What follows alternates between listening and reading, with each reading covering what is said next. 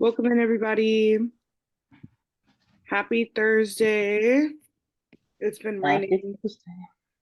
yeah, so much for pretty much the last week or so. But yeah, happy everybody is able to make it. Hello, everyone.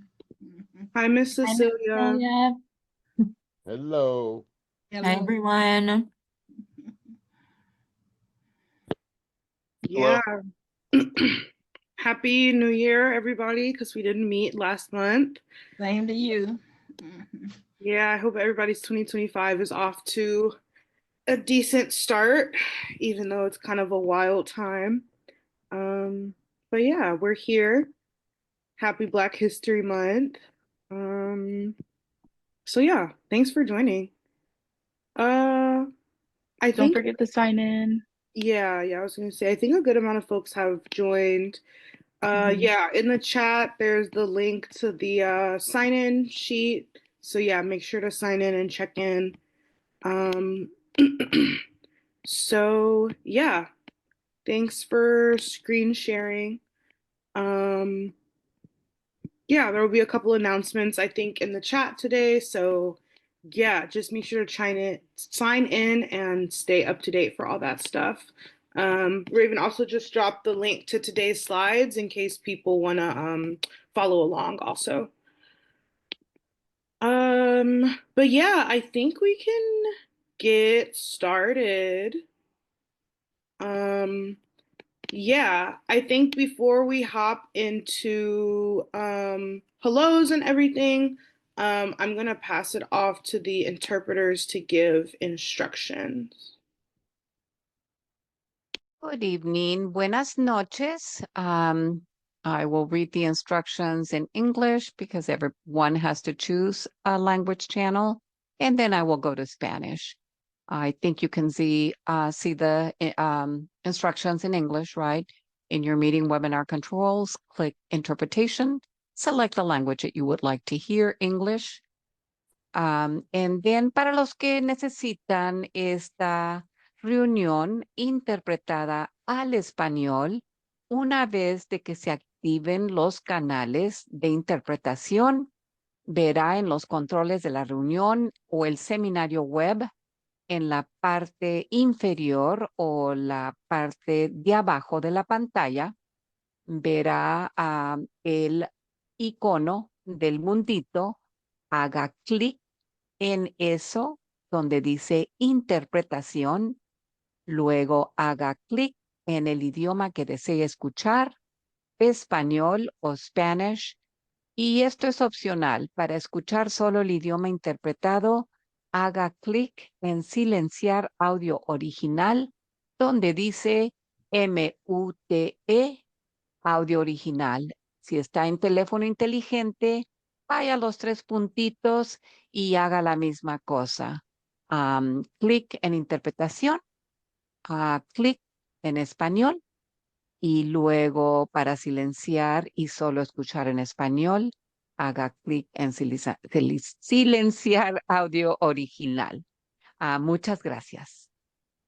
Thank you. I'll start interpretation now. Thanks. So yeah, make sure everyone is able to click the little, it's kind of like a globe icon. I think also if we would do breakout rooms, sometimes it changes. So when folks come back, you might have to re-engage the interpretation. But yeah, welcome everybody to February CSC meeting and the first meeting of 2025. So yeah, my name is Michaela Patton, she, her, hers. I'm the youth co-chair, and Mr. Charles and Ayana are the other two co-chairs in the process. So yeah, they're on usually in person, but today is actually a fully virtual meeting. So yeah, I think we can go to the next slide and kind of talk about the meeting objectives. So today we're going to talk a little bit about Black History Month and just the connection of environmental justice throughout Black communities in the US. We're going to have time to talk more about the community description and kind of be introduced to that, and also hear from a couple of the CSC members and co-chairs. And then we're going to have a breakout room activity. We're going to dive deeper into the public health and wellness strategies and do kind of some of the activities we've been doing. So those are the objectives. Getting into the agenda, we're in our welcome and kind of check-in right now. We're going to have a short video on Black History Month after that. Then we're going to have a kind of recap of December's meeting, since we didn't meet in January. Then we're going to dive deeper into our activities. So we're going to talk about public health and wellness, and then start to kind of go over some of the example action strategies for review and be able to give input like we've been doing the last couple of meetings. I think we're going to try hard to make sure we get to our break today and that it is 5 minutes also. And then the last half, we're going to be hearing from CSC members and talking about the community description of East Oakland and hearing about people's lived experiences. And then we're going to hear a little bit more about outreach and engagement, maybe some upcoming events, and then close the meeting out. So yeah, that's the plan for today. We've been doing this for a while, but just in general, some like meeting agreements and notes for participation. I think especially since we're all on Zoom today, yeah, one mic, one voice. If you aren't speaking, try to mute yourself, just because sometimes there could be a lot of like background noise or audio. Have grace for yourself. It's rainy, it's cold, it's winter. Take care of yourself, drink water, go to the bathroom, cook dinner, do whatever you need to do.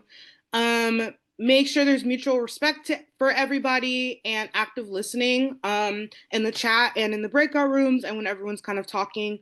And we love to hear feedback, but I think if you have noticed yourself speaking up a little bit more, maybe take a step back or just concede some time so we can hear some other folks also. So trying to keep it around 2 minutes, but not as a cap, just so we can kind of hear other voices. And feel free to popcorn, especially in the breakout rooms. You know, just pass it to someone. And then you can drop questions in the chat or raise your hand with the Zoom raise hand feature, and people will definitely get back to you on that.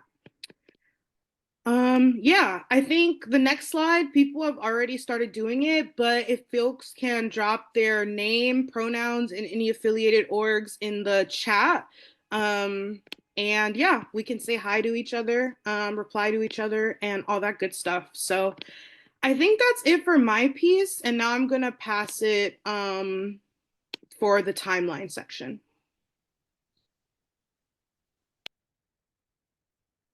All right, thank you, Michaela. I'm Alicia with the Air District, and I'll take you through the timeline slide. I'll draw your attention to the 2025 heading there to the right of your screen as you're looking at your screen, and there are 4 columns. We're in that first column, and if you trace that column down to the kind of dark blue, well, not the darkest blue, but the mid blue, it shows that it's in the strategy development and plan goals phase. And so that's right where we are. You may remember that in October, we looked at transportation and built environment. We did that again in November. And then in December, we looked at public health and wellness in terms of the strategies. And so tonight we're continuing that, and we will continue to look at all the various focus areas in the next couple of months, and that is all leading up to a draft plan this summer. So thank you very much. Next slide.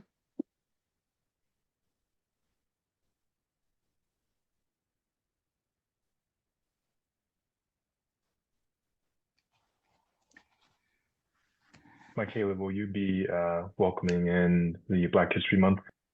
Yes, sorry, I forgot it didn't have a slide. Yeah, so we're gonna get into a short video. I think it's only like 5 minutes. And this video is actually from 5 years ago, but I think very relevant right now. But it kind of talks about the similar environmental justice issues in urban areas, and this example is in Chicago. So yeah, the link to the video shared in the chat, and then afterwards, I think I'll just kind of share my insights and why I picked this video. And yeah.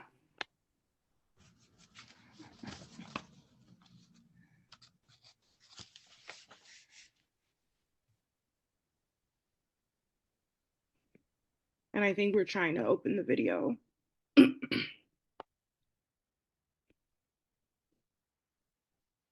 Our listening tour.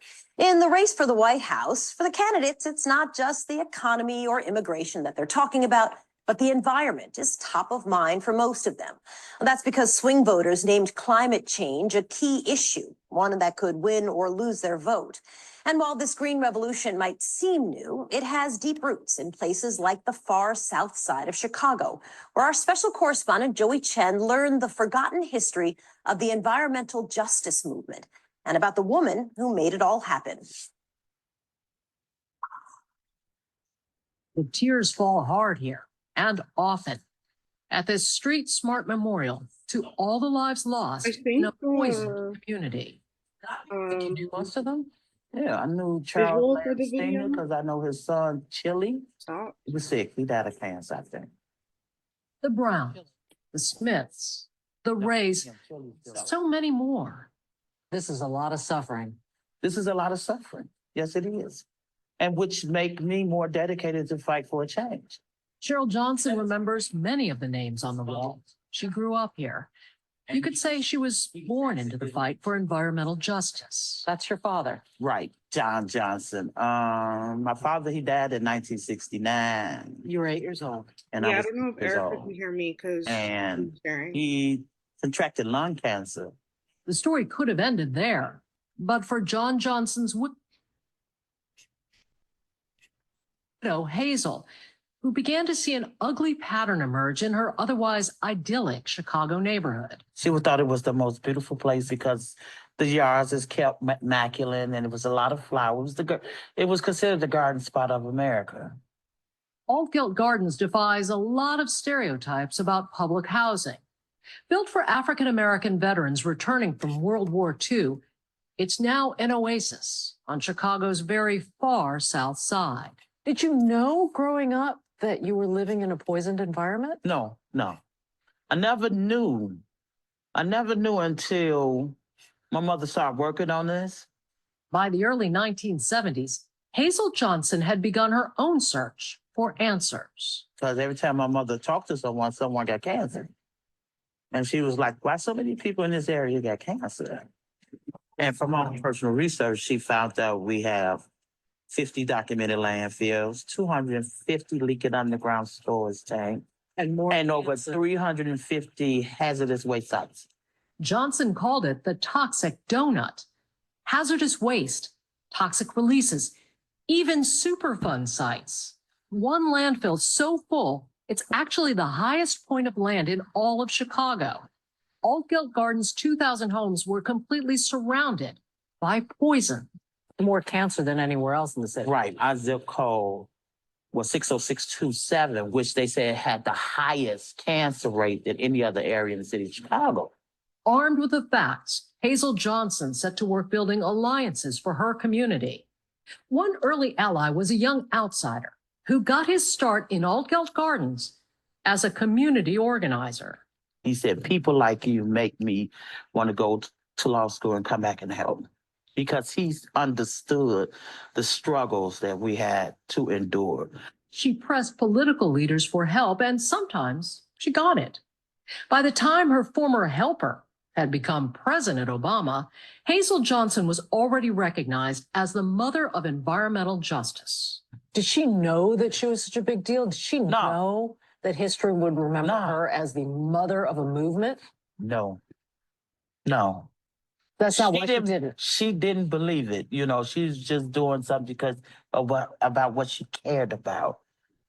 But today, still visible from the 130th Street Bridge are the very same industries that brought toxins to Altgeld Gardens, and the very same doubts that a new generation of green politicians will be of much help. So to hear this Green Deal, I hope it ain't greenwashing, you know, because the community that's been negatively impacted should be the first to be part of these conversations. And we're not part of these conversations. Still, Cheryl Johnson says her late mother would have been thrilled to see today's young activists standing up against environmental racism and social injustice, and having faith that they are putting down roots for a fairer future. In Chicago, I'm Joey Chen for Matter of Fact. Yeah. Thanks, Erica. Hey guys. I'll be really quick because I think we only have like a minute, but yeah, I think it's nice to just hear stories from other communities that are really similar. I think Chicago and Oakland have their similarities, and I think this was a good example of like community power and the change one person can make when, they're advocating and the community is supporting them. And I think it's very similar to Oakland also. So yeah, I think it also showed why it's important to pass the advocacy skills down to youth and to future generations. So advocacy can kind of be like intergenerational and multi-generational too. We also always talk about Dr. Bullard, so I wanted to highlight Hazel Johnson, who's known as the mother of environmental justice. So yeah, the link's in the chat because I know the video was kind of messed up, but I think now I'll go ahead and pass it to Carly for a quick recap. Hi all, thank you. Before I do the recap, I just wanted to invite in quickly Adele Watts, who was CBE's East Oakland organizer and now stepped into the interim position of CBE's co-director for NorCal. So Adele, if you want to give a quick intro. Yeah, thanks, Carly. And yeah, just thanks for that, Michaela. Appreciate you sharing that video and your comments afterward. But hey, everyone, my name's Adele Watts. I use she, her pronouns. I am now the interim program co-director for CBE in East Oakland. Yeah, just transitioned into the position midway through January this year. So just yeah, popping in to say hello. Don't want to take up too much space in this space because I know there's a lot to work through tonight, but I did send a message to steering committee members earlier with my contact information. I'm here and available, and yeah, just look forward to being in this space. And yeah, that's it for me. Thank you. Thank you so much, Adele. All right, great. I will get started with our recap as usual. So here's a recap of December CSC 25 meeting. The illegal dumping team conducted research on public health impacts from illegal dumping, examples of best practices dealing with illegal dumping from other cities, City of Oakland's current efforts and programs, statistics from City of Oakland's interactive data map tool, and the illegal dumping resources toolbox from CalRecycle we went over. So you can go to the next slide, please. All right, and continued on in the recap, we did complete a breakout activity on illegal dumping from the illegal dumping findings presentation. This is when we switched over to the breakout activity, and we asked the following questions to guide the breakout activity. We also asked these questions to use for the special illegal dumping team, special illegal dumping meeting, which will be held on Thursday, February 27th from 6 to 8. So thank you so much for all of your, feedback and comments, and that's definitely going to guide the meeting soon. All right, next slide, please. Okay, and for the latter half of the last meeting, we the public health and wellness team presented on a recap of Alameda County Public Health Department's presentation from the August 2024 CSC meeting. They also presented on examples of strategy objectives and actions from Richmond, North Richmond, San Pablo's SERP, Path to Clean Air, and West Oakland's SERP, Community Emissions Reduction Plan. As a reminder, the West Oakland Community Action Plan. And then lastly, they also presented on East Oakland's community concerns and current draft strategy objectives for the focus area of public health and wellness. And next slide, please. Thank you. And then lastly, we did a breakout activity on the focus area public health and wellness. And CSC members were able to answer the following questions for the strategy objectives. What would you change in the strategy objectives to better address the community concern? What do you suggest adding to the strategy objectives? And today we'll go into the example actions for this focus area. So yeah, with that being said, I will pass it to Massam. Wonderful. Thank you so much, Carly. Hi, everyone. It's so nice to be back in this space. Good evening. This is Mawsum from Just Cities, and I will be giving an overview of progress on the public health and wellness focus area, including an introduction to the example actions that we'll be discussing in our breakouts today. Next slide. As Carly mentioned, in December, we met to discuss strategy objectives in the health and wellness focus area.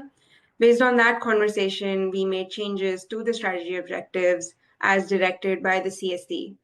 Broadly speaking, the changes include added language on resourcing community involvement, added strategies on community-centered resilience hubs, increased emphasis on youth outreach, youth involvement, agency coordination, community input, and rebuilding trust and care in the East Oakland community. And finally, there was also added consideration of improving access to mental health care. Next slide, thank you. So where we are today is at the action stage, where we're talking about specific steps to achieve the strategy objective. We've drafted some actions under each strategy objective, but it's not yet a comprehensive or complete list, which is why we're calling them example actions for now. Next slide. And I'm sure you've heard this enough times by now, but as a reminder, the strategy objectives name the desired future condition that we want to achieve, and the actions get to the details of achieving the strategy objectives. We are discussing the latter today. In order to get to the actions that were sent out to you, and you will see again shortly, we researched a large volume of related plans and policy documents, included important ideas and recurring themes in our CSC discussions, and went through a feedback loop with various agencies and organizations holding subject matter expertise, such as our district staff members, the City of Oakland, CBE, and others. If any CSC members would like to know more about the writing process, we would be happy to chat about it. Next slide.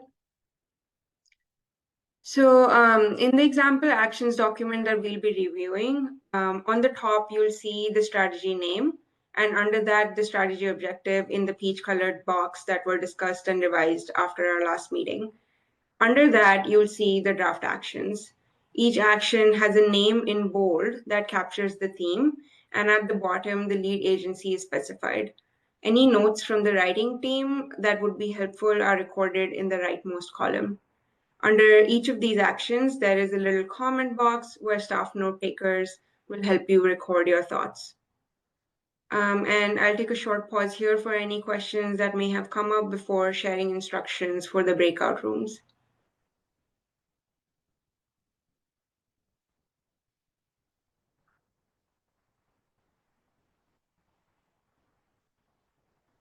Okay, moving on. Next slide. Next, please. All right, so we have around 35-ish minutes for this breakout discussion. We'll have 3 virtual groups, which includes 1 group that will stay in the main room as usual to allow interpretation. Each group will be focusing on actions under one of the 3 community concerns, which are cumulative health impacts of outdoor air pollution, access to health services and resources for vulnerable populations, and awareness about health impacts of air pollution.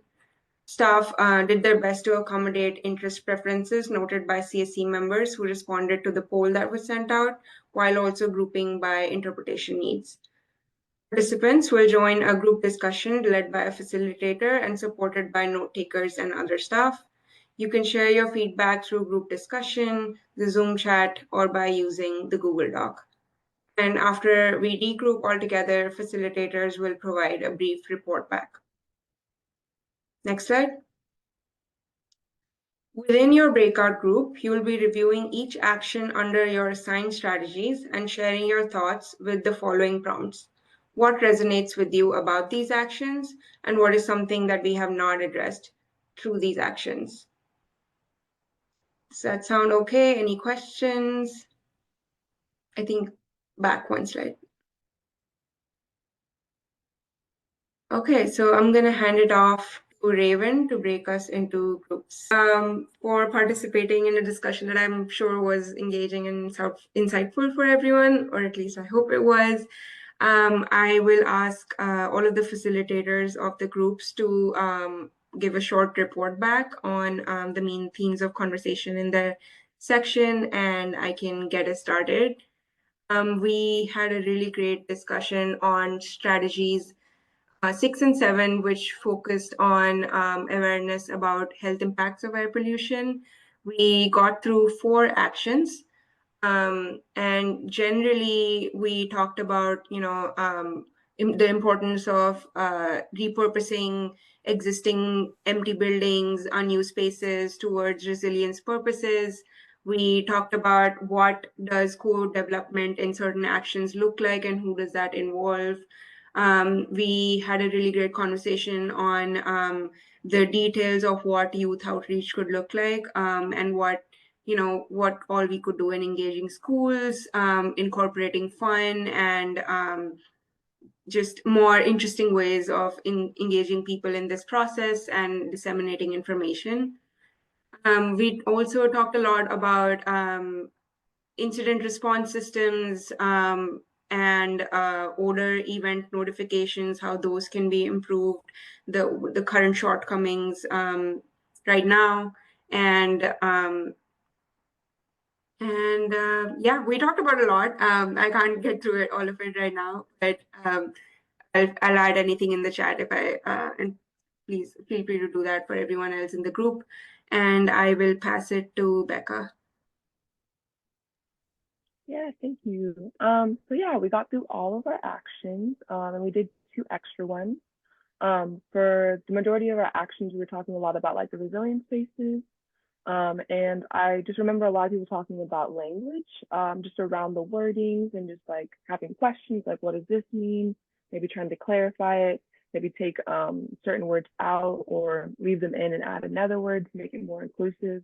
Like I remember a comment around, I think, federally qualifying community health centers was confusing because we were like, what about the ones that aren't federally funded, like ROOF? So yeah, just making sure it's all inclusive for everybody as part of the community. And then I remember we were talking about just in schools, like trying to get connected to youth and the idea of just like education. Of course, like it's hard sometimes, like when they're really, really young, so maybe trying to like discuss things with parents, but also again, students, they're their own people, they're humans. So trying to implement some way of like more education, and maybe a partnership with like OUSD, because I think they would probably be the best, and we all kind of agreed like the best to partner with when it comes to like schooling and youth. So yeah, it was a lot of good feedback, a lot of good critique too. But yeah, that was a little bit of what we did. And then I don't know who I'm supposed to pass it to. I'm sorry. Thanks, Becca. I think it's Nirvana. Yes, thank you. So I'll be doing the report back for my group. We did strategies 1, 2, and 3. And also thank you everyone for participating. We got a lot of good constructive feedback, lots to build off of here. Highlighting some of the main topics of concern, creating accessible language for scientific knowledge was something that came up several times when we're discussing especially how we're going to be producing research. Another critical feedback that we got was pertaining to some of the actions that we have here in strategy 1 surrounding research. A lot of the research around the air quality issues and concerns in East Oakland has been done, and a lot of the concern was with, okay, so beyond just researching what we already know, how can we actually make the changes, like incorporating the research into the actions and then doing the actions later. There was like a lot of critique around like that chain of operations there. That was really helpful and helped provide some more, community insight on what the action, like the community insight onto what the actions entail. We also got good feedback towards just start looking at strategy 2 around like the specificity. Some of these actions are a little bit broad. And also the language that's being used here. One of the comments that really stood out in the group was regarding here, let me pull it out. The example action in strategy 3, talking about like innovative green businesses and companies. A lot of companies in East Oakland are marketing themselves as innovative and green, but in reality, they have a lot of harmful effects on the community. So being more conscious about the language that's being inputted in the actions here, so that we, oh, sorry. Bye, I'm done. Time for break. Never mind. But yeah, that's pretty much it. Unless anyone else has anything to add in the comments or in the chat. But yeah, that's all. Thank you. Thank you, Nirvana. I know we're cutting into our break, but really quickly, next steps. This document that you were all weighing in on will stay open for a week until Thursday, February 20th, and links will be added to the chat and emailed out. And we will, of course, work to incorporate your feedback. Thank you so much, and I'll pass it off to our facilitators.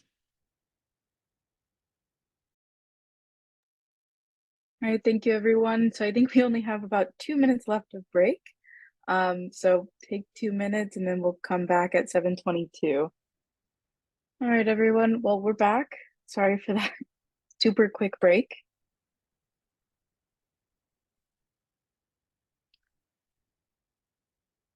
And I think Diana wants to start us off with the community description overview and discussion. Okay, thanks everyone. Welcome back. My name is Diana Perez. I am a planner at the Air District, she, her pronouns, and I will be giving a brief presentation on the community description chapter of the SERP. And after that, several of your fellow CSE members will share some highlights from an interview we did with them as part of the community perspectives section of this chapter. And then we'll have about 10 minutes for a large group discussion. But before jumping in, I want to begin by recognizing that the data we're sharing today is just a starting point and does not fully capture the lived experiences of East Oakland community members. And we also understand that some of the health impacts we discussed today may bring up trauma for folks who have been directly impacted. So please take care of yourself and reach out to any member of the core team, CBE, or myself. We are here to listen and support. Next slide, please.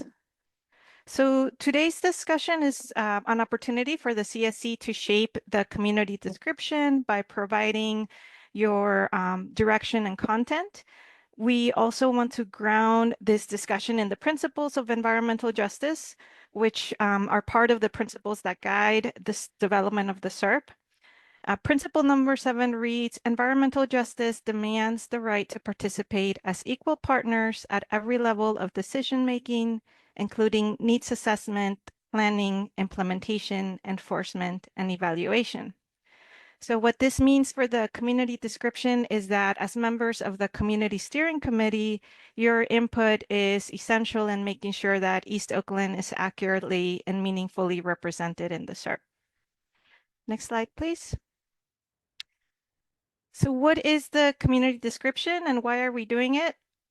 First off, it is a requirement of the SERP. And its purpose is to provide a baseline understanding of the conditions in East Oakland that are relevant to the issues the SERP addresses. And one key goal of the community description is to accurately represent the lived experiences of East Oakland community members.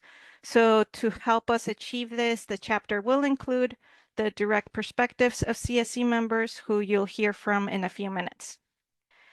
Next slide, please. The community description is made up of 4 sections, which give us the basic outline of the chapter. The introduction will include 3 parts. That's location, history, and community perspectives. That will be followed by the population and economic profile, then a section on the health and environmental conditions and inequities, and finally, a description of key issues related to land use, transportation, and housing in East Oakland. So next, we'll take a look at each of these sections in more detail. Next slide, please. So the chapter will start out by answering a simple question: where is East Oakland located? This is one of the maps that we plan to include in the chapter. It's a map of the city of Oakland, and as you can see, the SERP community boundary is highlighted in dark pink. We welcome your feedback on these maps and charts that you see as well.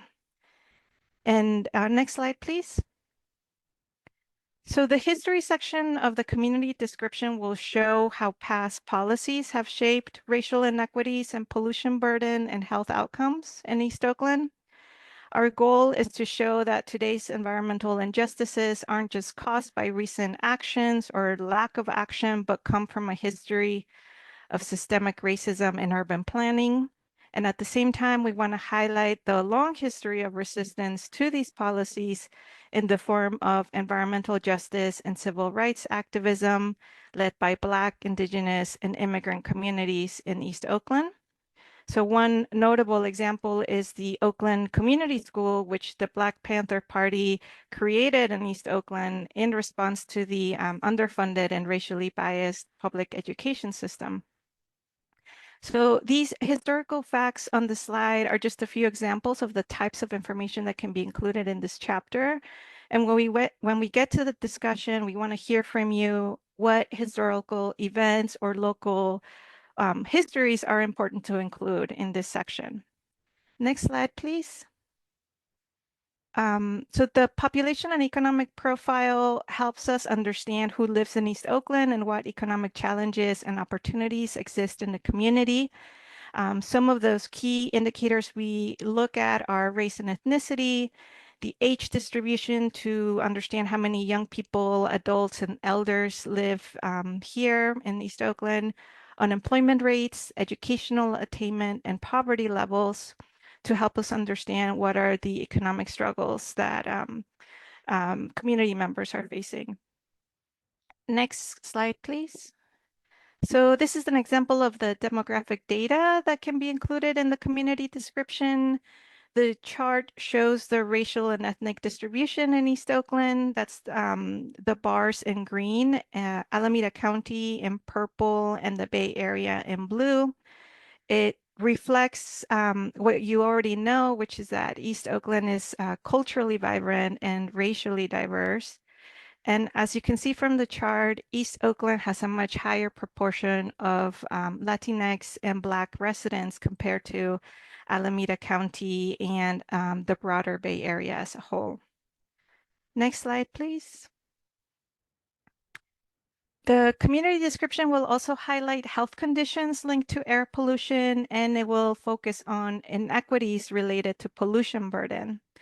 So the chapter will include health indicators such as life expectancy by race and ethnicity, mortality rates for stroke, cardiovascular disease, lung cancer, comparing East Oakland to the city as a whole and Alameda County. It will also include asthma-related health events, focusing on emergency visits and hospitalizations for children under 5.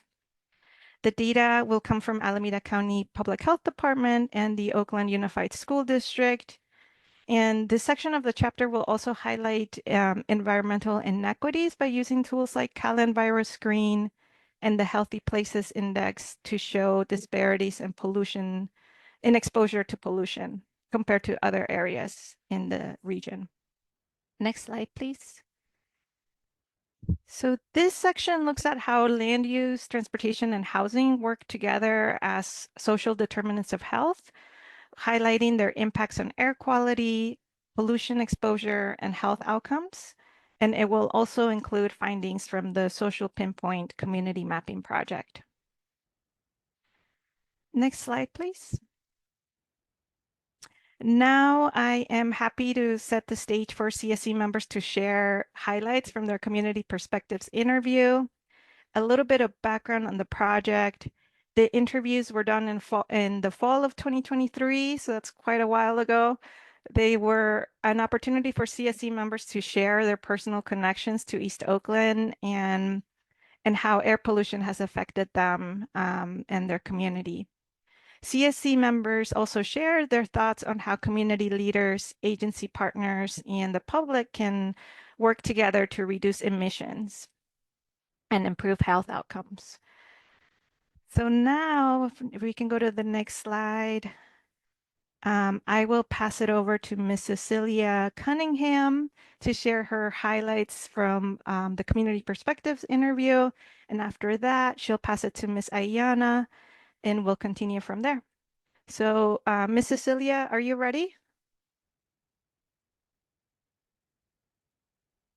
Yes, I am ready. Okay, you have the floor. Okay, good afternoon, everyone. Miss Cecilia Cunningham. I have been here in East Oakland for over 60 years, and I have seen so many changes take place. And I'm very concerned about us having clean air. Because without clean air, we cannot breathe properly. And also, I wanted to say that I am a member of the Better Environment and a member of the Community for Better Environment. Excuse me, because right now I'm really exhausted because I've been very busy all day, very busy. And I also wanted to say that I am very concerned about our children and also about our seniors, because we really need to have a free and pollution, free pollution, where we can really breathe properly, because we need to not have no pollution at all in our area. But at the same time, we do. And we're going to have to try to do all we can to get our leaders, government partners, get all these partners to work together as one so we can prevent this pollution coming in East Oakland. Because right now, this illegal dumping is real bad in our area. And the people that live here is not doing it. The people that live in other areas are bringing this illegal dumping to our area. And that is causing a lot of our people in our community to be very sick. They have all kind of ailments, asthma, emphysema, all kind of respiratory problems. And those respiratory problems are not short terms, they are long terms, and that's not good at all. And I want to just end with saying, let us all try to work together work together as with other partners to see that we have a better, be able to live much healthier and be able to be free of pollution. And this is it. I'm passing the mic to Ayana Johnson, because I'm tired. Thank you, Ms. I appreciate it. Hello, everybody. Happy Black History Month. I am your co-chair, Ayana Johnson. I've basically been doing activism my whole life. It's always something that we got to defend ourselves against in this community. I started Occupy Oakland with a few friends, and it grew big. People told me back then that there was no such thing as people power. People couldn't change things. We proved them wrong.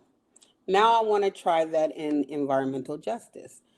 Every day we are impacted by filth and squalor And it doesn't happen in other neighborhoods. It only happens in black and brown communities where we're redlined.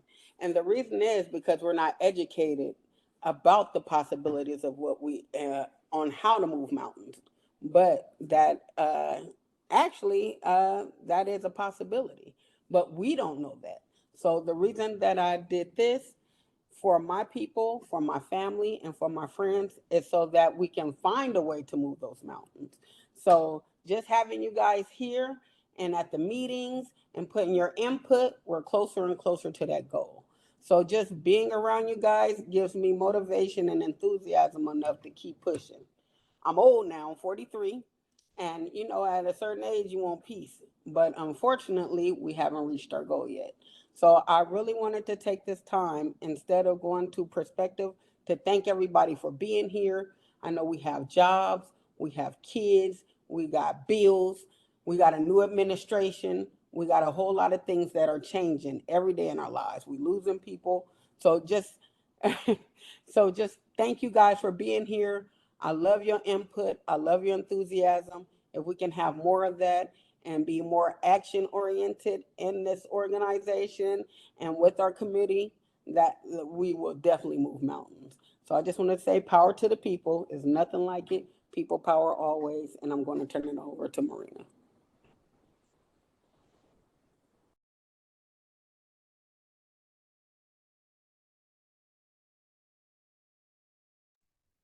Sí. Hola, buenas noches. Mi nombre es Marina Muñoz. Soy miembro del Comité Directivo Comunitario. Tengo 22 años viviendo en East Oakland, ¿sí? Y estoy aquí porque estoy comprometida con la salud ambiental y el bienestar de mi comunidad. Mis experiencias personales, ¿verdad? Son con la contaminación, porque incluyendo mi alergia que tengo, y si ustedes ven, ahorita me acabo de poner, ¿verdad? El gotero y el asma severa de mis hijas, ¿verdad? Esto me llevó a involucrarme, ¿verdad? Y tengo más de 22 años de activista. Dice, yo lo que quiero es que hagamos responsables a que cumplan sus regulaciones ambientales o estrictas esas compañías para que protejan nuestra comunidad. Hay que exigir a las industrias, ¿verdad?, que emiten toda esa contaminación, que ofrezcan beneficios, ¿verdad?, a las personas que estamos padeciendo alergias y asma, que paguen nuestras medicinas. También, ¿verdad?, quiero enfocar que haya trabajos verdes para acabar con esta contaminación. Y así también tener acceso de alimentos saludables, orgánicos y accesibles a nuestra comunidad para estar sanos. Debemos de también de monitorear, ¿verdad?, nuestras emisiones de fuentes de contaminación del aire, ¿verdad? Sabemos bien, el aeropuerto, el crematorio, la autopista, fábricas, compañías, talleres y otras cosas más que nos están contaminando, ¿verdad? Por ejemplo, ahorita la basura, los químicos que nos vienen a aventar, el asbesto, todo eso hay que hacerlos responsables, ¿verdad? Para que nuestro medio ambiente esté limpio. Sí, de tanta contaminación, ¿verdad? Es bien feo ver a mis hijas, ¿verdad? Con ese asma que no te deja ni respirar, ¿verdad? Ni un rato, ¿sí? Que te duele el pecho, que ya no aguantas, donde te piden auxilio, ¿sí? Eso es horrible. Y yo quisiera que este mensaje llegara, ¿verdad?, más fuerte a las comunidades, porque todos estamos pasando todo esto, sí, principalmente nuestros hijos y también las personas de la tercera edad. Entonces, acabemos con todas estas injusticias. nosotros merecemos vivir con aire limpio, sin contaminación. Gracias.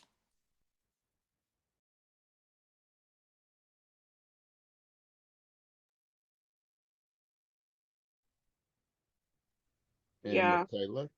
Yeah, thanks everyone who's gone before me. And yeah, I think we're all just speaking to kind of the lived experiences and just what we experience kind of every day living in East Oakland.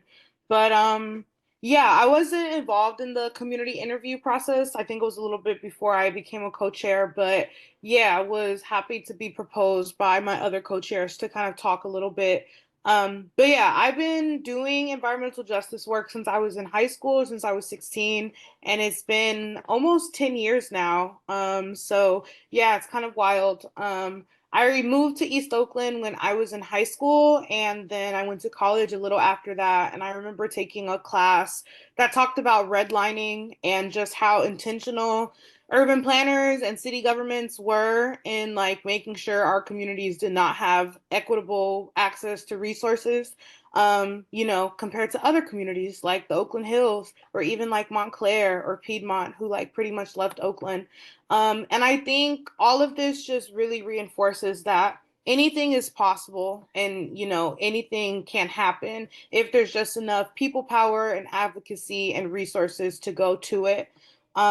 So yeah, I think that's why the SERP is important. That's why air quality is important.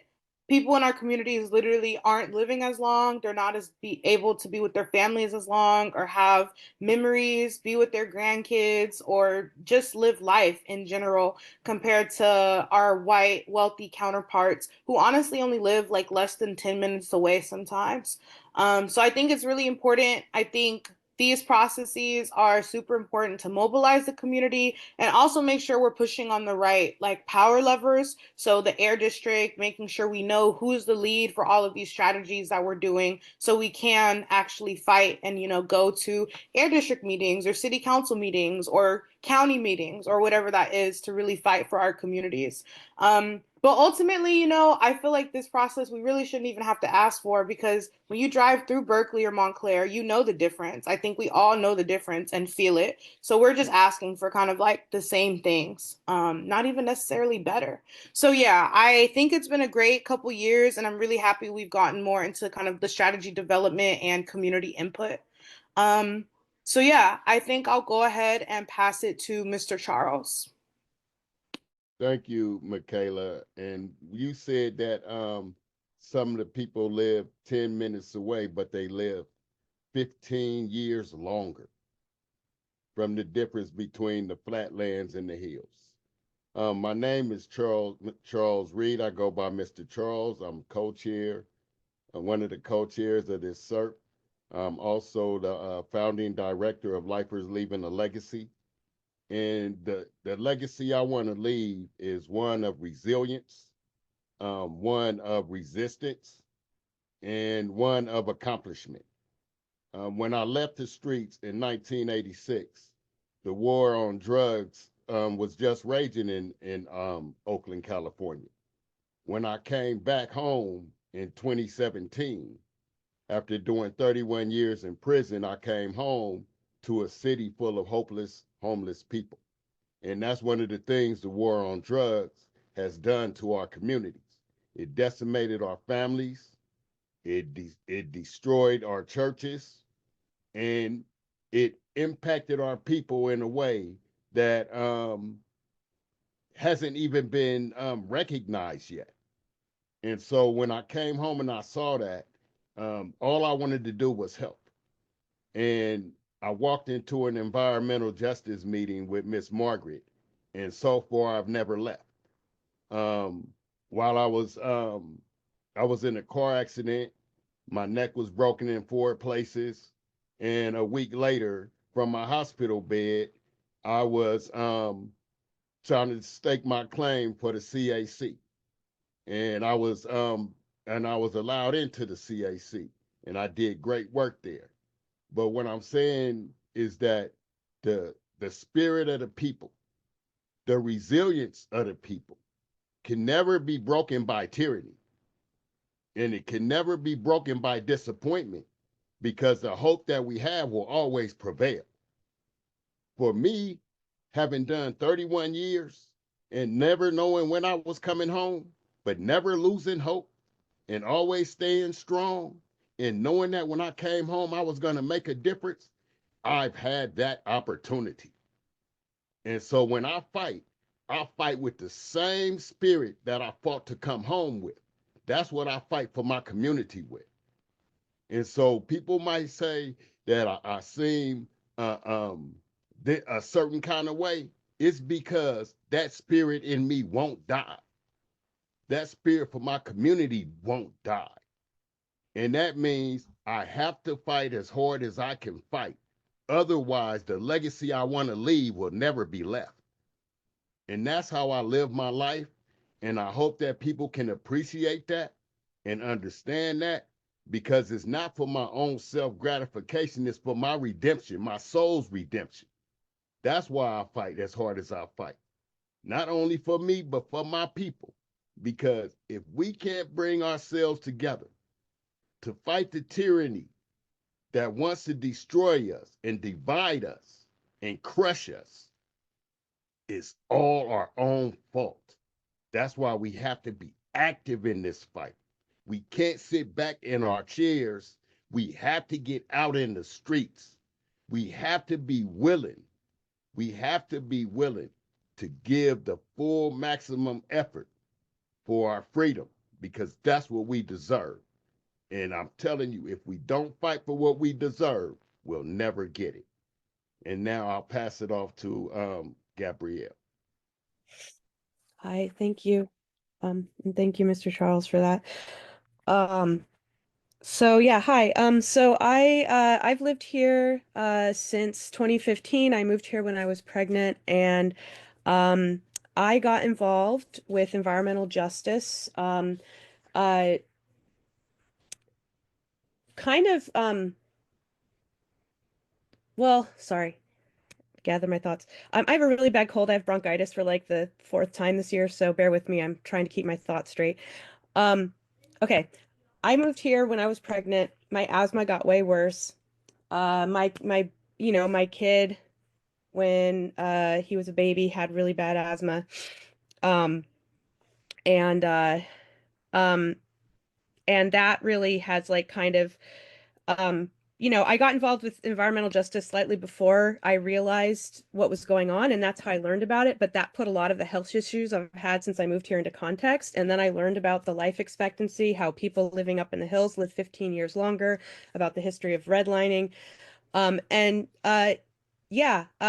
think that we what do we why is it this process is really important to me, because I want every kid in Oakland to breathe clean air. I want every baby to breathe clean air. I don't want anybody to have to wake up at 3 a.m. with a screaming baby, having to try and put a mask on their face with their nebulizer. I want everybody to be able to go outside and work in their gardens and breathe clean air. I want I want it's everybody here deserves to breathe clean air. And what I want to see from beyond that, I think the cert is a good start.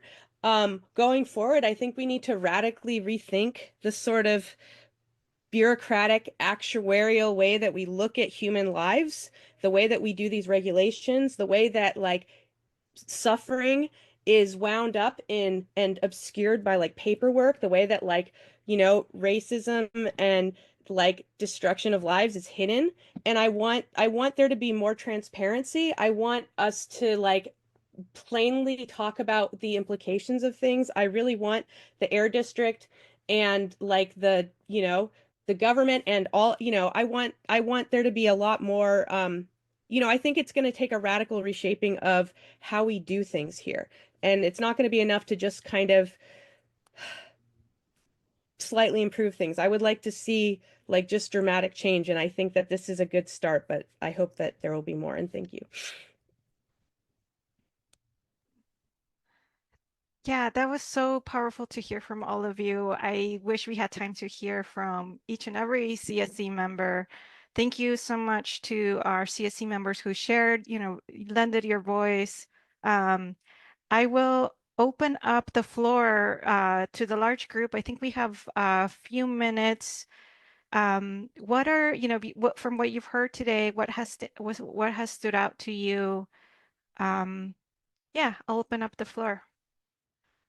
Can we go to the next slide, please? Thank you. Cynthia? Yeah, thank you everyone for your powerful testimonies. It really meant a lot to me. One thing I'd really like to uplift in these conversations that I don't always quite hear enough about is about disability justice.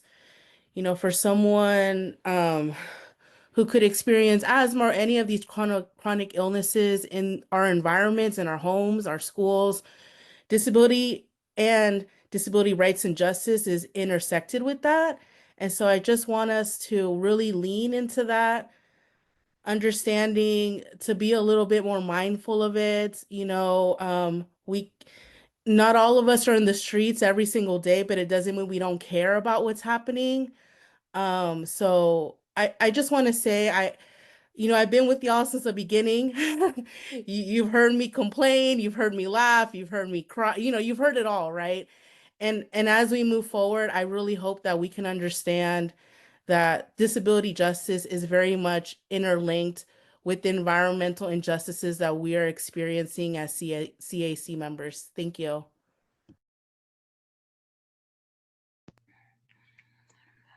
I just wanted to say this, that we, as a CSC members, we're going to have to do all we can to see that we have clean air in our communities, because we have too many children and seniors that are dying due to respiratory problems. I myself have respiratory problems. So I say to you, love yourself and do what you can to help someone else. Because if you don't love yourself, you can't share with others and help others as you should. Just be mindful that we're all in this together, and we're going to have to work together as one to solve these problems. Talking about it is no good. We have to fight for what we need. We're going to have action behind everything that we do. Thank you. Thank you, Ms. Cecilia. Andrea, we have to move on to the next section, but I do want to give you the floor before we go, if you could. This was just related to the community description chapter.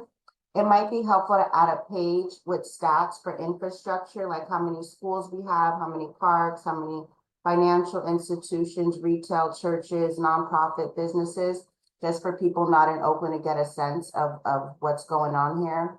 And maybe another page to talk about Oakland compared to like national averages. We're higher in this, housing rates, housing prices higher, things like that. Just to give people a more clearer view of Oakland that aren't here. Yeah, thank you. That's really good feedback. Thank you. And I just want to say again, thank you to everyone who shared the, powerful experiences. And I want to say that you're not alone. The Air District is here as your partner. CBE is here as your partners. We want to see change happen as well. And so thank you all. And I will pass it on to next steps.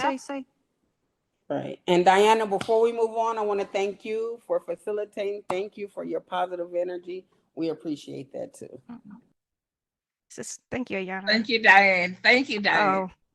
You guys are why I do this work. So next step, the Air District will use the feedback from this discussion to inform the chapter. So thank you. And I'll pass it on to our next steps in strategy and action. Yes, I'll take this. So quickly, just want to go over the strategy and action development review / timeline. So here we have the timeline of where we're currently at. And as you can see, we're in here in February at the strategy writing phase of the process, gathering research, technical analysis, and discussions with community and agencies about potential strategies and actions. From May to June, we'll begin the plan compilation, formatting, editing phase. In July, we will show the draft plan to CSC and ask for their review. And then starting in September, we'll start holding a public review of the draft plan, which would include something like a workshop to review the plan. And yeah, if there's anything else to mention, Air District staff, feel free to chime in. And if not, we can go to the next slide.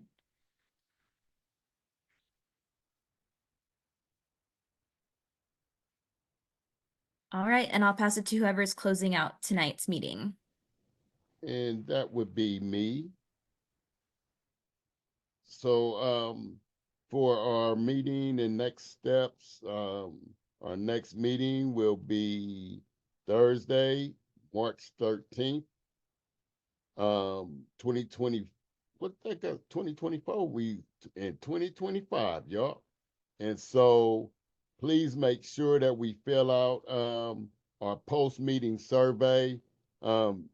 Your support in filling out these post-meeting surveys is very important because it guides the direction of how we change and accommodate our CSC members.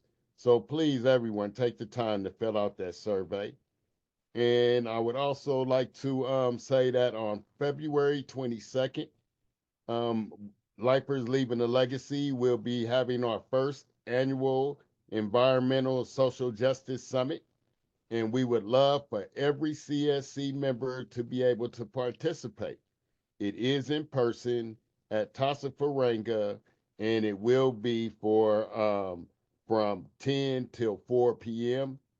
So it will be a long day. So we're gonna feed everybody, and it's gonna be good food. So we love for you to all show up and participate. And it is not too late to register. Is this the last slide? Yeah. So now we want to thank all of you for showing up and participating and making this another productive meeting. And we're looking forward to seeing all of you who signed up to show up for our legal dumping conference. We can't wait to get there and see you guys in person. Thank you, everyone. Thank you, everybody. Happy Black Thanks, History everyone. Month, you guys.